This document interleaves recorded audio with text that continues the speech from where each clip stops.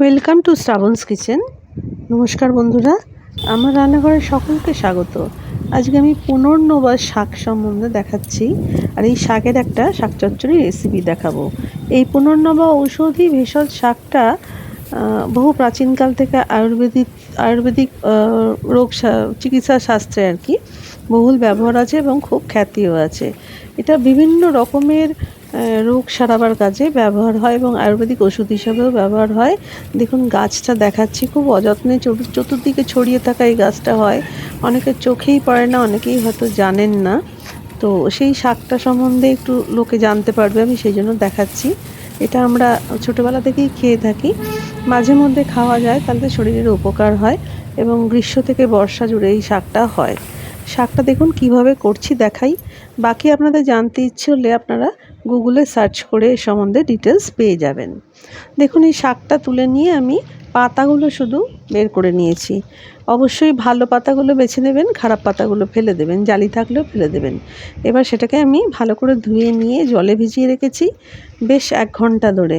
আর এখানে ছোট ছোট করে আলু কেটে নিয়েছি, আপনাদের ইচ্ছে মতন কেটে নিতে পারেন।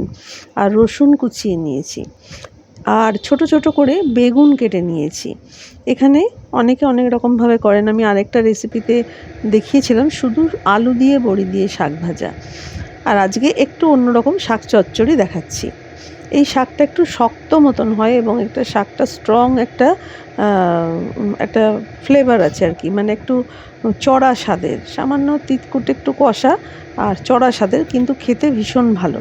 রান্না করলে সেটা বুঝতেই পারবেন না। দেখুন আমি কড়াইতে সর্ষের তেল দিলাম। আজকে একটু শাক চচ্চড়ি করছি বলে ভালো করেই করছি, এবং শুধুমাত্র যে ওষুধি হিসেবে খাবার এরমভাবে করছি না, তাই একটু তেল নিয়েছি, তেল দিয়ে আমি রান্না করছি। তো কড়াইতে আমি সর্ষের তেল গরম করে তার মধ্যে বিউলির ডালের বড়ি ভেজে নিলাম। বড়ি অল্প দিচ্ছি, বড়িটাকে ভেঙে আমি গুঁড়িয়ে শাকের মধ্যে দিয়ে দেবো। এই শাকটা সম্বন্ধে অনেকেই জানেন না, আমার রান্নাটা দেখে হয়তো নতুন শিখবেন। বাজারেও কোথাও কোথাও পাওয়া যায় শাকটা। যারা গ্রামের দিকে থাকেন তারা কিন্তু এই গ্রামে বা শহরে মফস্বল এলাকাতে অনেক জায়গায় এখানে ওখানে ছড়িয়ে এই শাকটা হয়। বাগান কারোর থাকলে বাগানেও দেখতে পাবেন, অযত্নেই শাকটা হয়। তবে চিনে নিতে হবে ভালো করে, ছবিটা তুলে গুগলে সার্চ করে আপনারা ভেরিফাই করে নিতে পারেন, তবেই কিন্তু ব্যবহার করবেন। শুধুমাত্র আমার ভিডিওটা দেখে ব্যবহার করবেন না, কিন্তু ভীষণই উপকারী শাক। এবার দেখুন এই আলুগুলোকে কেটেছিলাম, সেগুলো আমি একটু ভেজে তুলে রাখলাম, আর বড়িগুলোকে ভেজে তুলে রেখেছি। এবার এই তেলের মধ্যে আমি কিছু ফোড়ন দেবো, ফোড়ন দিয়ে আমি শাকটা চাপাবো। এখানে প্রথমে আমি দিয়ে দিলাম শুকনো লঙ্কা একটা আর 5 ফোড়ন, ঘরে তৈরি করে রাখা 5 ফোড়ন। তার মধ্যে 5টা ফোড়ন অবশ্যই থাকতে হবে। খুব সুন্দর একটা গন্ধ বেরোলো যখন ফোড়নের, তখন আমি দিয়ে দিলাম কুচিয়ে রাখা দুটো বড় বড় রসুনের কোয়া, মিহি করে একদম ফাইনলি চপড, সেটা দিয়ে অল্প নাড়াচাড়া করে নিলাম। করে নেওয়ার পরে আমি এবার রান্নার শাকটা এতে দেবো। আর শাকটাকে আমি জল থেকে ঝরিয়ে নিয়ে খুব ভালো করে কুচি কুচি করে কেটে রেখেছি। মোটামুটি খুব পাতাগুলো একটু কুচিয়ে নিয়েছি। দেখুন আমি বেগুনটা প্রথমে দিয়ে দিলাম, বেগুনটা দিয়ে নাড়াচাড়া করে নেবো একটুখানি, অল্প একটুখানি সটে করে নেবো। একটু নুন দিয়ে দিলাম যাতে বেগুনটা মজে যায়। তারপরে আমি দিয়ে দিচ্ছি এখানে শাকটা। শাকটা দেখবেন একটু হাতে নিয়ে বুঝতেই পারবেন একটু শক্ত টাইপের, একটু খুব স্মুথ নয়, কিন্তু ভীষণই ভালো খেতে। একবার আপনারা রান্না করে দেখতে পারেন।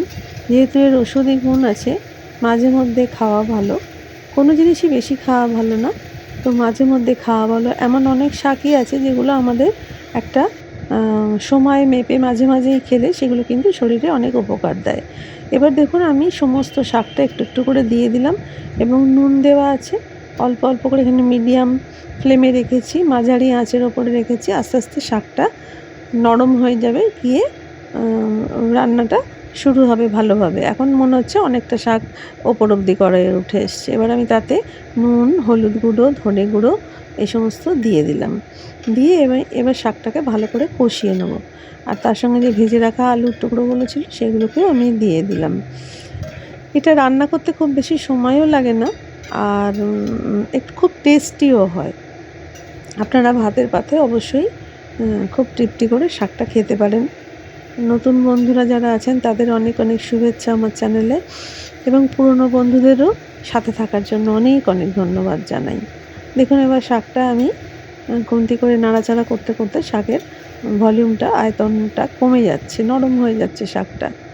এবার আমি ওই বড়ি যেটা ভেজে রেখেছিলাম সেটা একটুখানি গুঁড়ো করে দিয়েছি, একটু ভেঙে দিয়েছি আর কি, কিছুটা কিছুটা ভাঙা মতন অবস্থায় সেটা আমি দিয়ে দিলাম এর মধ্যে।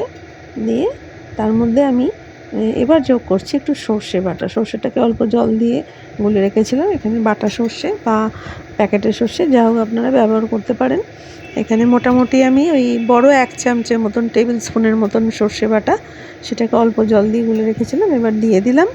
এবার ভালো করে কষিয়ে নিয়ে সামান্য জল দিয়ে দেবো। সামান্য জল দিয়ে কিছুক্ষণ রান্না করলেই হয়ে যাবে এই শাকটা। এই শাকটার উপকারিতা সম্বন্ধে আগেও বললাম, আপনারা দেখে নিতে পারেন। কিডনি, হার্ট, তারপরেতে কোনো প্রদাহ, ফোলা, হাঁপানির আক্রমণ কমাতে সাহায্য করে। বিভিন্ন ধরনের উপকারিতা আছে। আমরা খেয়েছি ছোটো থেকে, কিন্তু জানতাম না। এখন নেট দুনিয়াতে অনেক সুবিধা আছে, এগুলো সম্বন্ধে কিছু পড়াশুনো করা যায়, জানা যায়। তো বন্ধুরা, আপনারা পুরোনো দিনের লোক থাকলে তাদের থেকে জেনে নিতে পারেন বা নেট থেকে দেখে দিতে পারেন।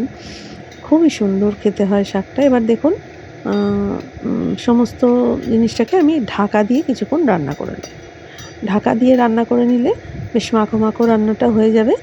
তারপরে অল্প ঠান্ডা করে পরিবেশন করব। মিনিট 10 মাঝারি আঁচে ঢাকা দিয়ে রান্না করে নেব। তাহলেই আমার শাক চচ্চড়িটা হয়ে যাবে। পুনর্নবা শাক, এটাকে চলতি বাংলায় আমরা ছোটো থেকে বলে থাকি সেপুন্নে শাক, বা অনেকে সেপুনে শাক বলে থাকে। দেখুন জলটা শুকিয়ে এসছে, আমি ঢাকাটা খুলে দিলাম এবং সবজিগুলো সেদ্ধ হয়ে গেছে। এবার ভালো করে নাড়াচাড়া করে নিয়ে একবার চেক করে নেবেন যে শাকটা মুখে দিয়ে একটুখানি যে ঠিক মতন রান্না হয়েছে কিনা। রান্না করতে, মানে এই শাক রান্না করতে কিন্তু একটু টাইম দিতে হয়। নিয়মই শাক কিন্তু খুব অল্প রান্না করে নামাতে নিয়ে একটু টাইম দিয়ে কম আঁচে রান্না করতে হয়, কারণ শাক হজম করতেও একটু টাইম লাগে, আর রান্নাটাও ওই জন্য একটু টাইম দিয়ে ঢাকা দিয়ে করতে হয়। এবারে দেখুন আমি কী দিচ্ছি, আমি দিচ্ছি পরিষ্কার আখের গুড়। 1 চামচের মতন আখের গুড় দিয়ে দিলাম। যারা মিষ্টি পছন্দ করেন না, একটু মিষ্টির স্বাদ পছন্দ করেন না, এই আখের গুড় বা চিনি যেটাই হোক না কেন আপনারা দিতে চান সেটা স্কিপ করবেন। আর যারা একটু মিষ্টি পছন্দ করেন তারা দেবেন। এবার এইটা দিয়ে আমি কিছুক্ষণ একদম লো আঁচে একটু কষে নেবো। কষে গেলেই আমার শাকটা তৈরি হয়ে যাবে।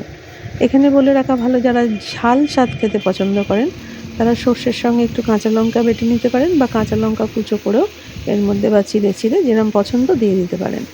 দেখুন এবার পুরো মাখো মাখো একটা শাক চচ্চড়ি, পুনর্নবা শাক বা সেপুণ্যে শাকের চচ্চড়ি হয়ে গেল, যেটা আমাদের স্বাস্থ্যের পক্ষে খুব উপকার। কেমন লাগলো জানাবেন বন্ধুরা, আর সঙ্গে থাকবেন। ভালো লাগলে চ্যানেলটা লাইক, শেয়ার, সাবস্ক্রাইব করে দেওয়ার অনুরোধ রইল। আজ তাহলে এই পর্যন্তই, নমস্কার।